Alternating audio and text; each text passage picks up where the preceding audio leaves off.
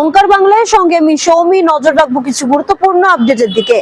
ডাক্তারি পড়ুয়াকে গণধর্ষণের ঘটনায় দুর্গাপুর যাচ্ছেন রাজ্যপাল সিভি আনন্দ বোস। এটি প্রথম ঘটনা নয়, এমন ঘটনা আগেও ঘটেছে। দোষীদের কঠোর শাস্তির দাবিতে সরব রাজ্যপাল। দুর্গাপুর কাণ্ডের কড়া পদক্ষেপ চান রাজ্যপাল সিভি আনন্দ বোস। রণক্ষেত্র তুফানগঞ্জ। এবার তুফানগঞ্জের বিজেপি বিধায়ককে ঘিরে বিক্ষোভ তৃণমূলের। বিজেপি কর্মীদের মারধরের অভিযোগ তৃণমূলের বিরুদ্ধে। তুফানগঞ্জের দলীয় অফিসে আসতেই মালতী রাভা রায়কে ঘিরে বিক্ষোভ তৃণমূলের। বিধায়ককে এলাকায় দেখা যায় না, এমনটাই অভিযোগ বিক্ষোভকারীদের। টালবাহানার পর সোমবার বিহার নির্বাচনে আসন বন্টন নিয়ে বৈঠকে বসলো ইন্ডিয়া জোট। এর আগে চূড়ান্ত হয়েছে এনডিএ জোটের আসন সমঝোতা। জেডিইউ ও বিজেপি উভয়ই লড়ছে 102টি আসনে।